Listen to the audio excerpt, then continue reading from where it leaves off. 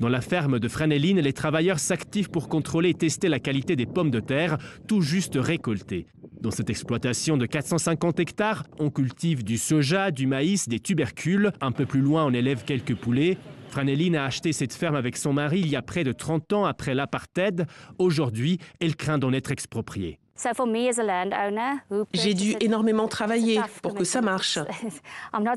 J'ai dû faire beaucoup de sacrifices. Si on me prend ma terre et qu'on la donne à des personnes qui ne sont pas formées dans ce secteur et qui n'ont pas les compétences et la passion pour ce métier, ça m'inquiète pour l'avenir de l'agriculture durable.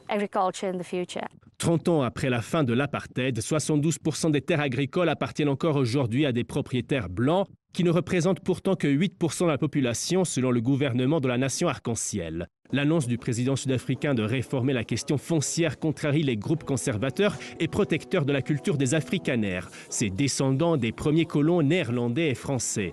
Ils ont désormais un appui de taille. Donald Trump, le président américain, accuse l'Afrique du Sud de confiscation de terres contre une certaine catégorie de personnes, faisant implicitement référence aux Blancs, une question poussée également par ce conseiller, le milliardaire Elon Musk, qui est né et a grandi en Afrique du Sud. Ce jour-là, à Pretoria, ils sont plus d'un millier d'Afrikaners à se rassembler devant l'ambassade américaine.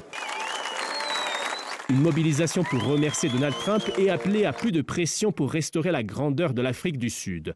Ce que craignent aussi ces Afrikaners, c'est un scénario similaire à ce qu'a connu le Zimbabwe, pays voisin, au début des années 2000. 4000 propriétaires blancs ont vu leurs terres saisies au profit de fermiers noirs. Pour ce chercheur, les craintes qu'un tel scénario se reproduise sont infondées. Nous avons un système législatif et judiciaire très solide dans ce pays, de façon que l'État sud-africain ne soit pas capable d'exproprier arbitrairement les personnes de leur propriété de leurs terres. Il y a des scénarios et des situations spécifiques où cela a lieu. Par exemple, lorsque la terre n'est pas utilisée et elle est abandonnée. Si quelqu'un utilise sa terre, il ne peut pas être exproprié. Des expropriations, il y en a eu dans l'histoire du pays. Pendant l'apartheid, de nombreuses familles noires ont été expulsées. Aujourd'hui, beaucoup luttent encore pour récupérer les terres de leurs ancêtres. C'est le cas d'Elizabeth. Tout cet espace, c'était Top Location, où nous vivions. Ils nous ont chassés quand j'avais 10 ans. Elle attend depuis des années que le gouvernement lui restitue sa terre où se dresse aujourd'hui une zone industrielle, construite alors qu'elle avait déjà entamé une procédure judiciaire auprès des autorités. Je suis très touchée de revenir ici. Je ressens de la douleur parce que je suis née sur cette terre. Mais je ne peux pas la posséder et l'utiliser. Elizabeth vit désormais dans un township, ces villes où les Noirs avaient été entassés par le régime de l'apartheid. Elle survit en cultivant son jardin. Régulièrement, Elizabeth retrouve d'autres demandeurs de terre. Ils se réunissent pour tenter de faire avancer leur dossier.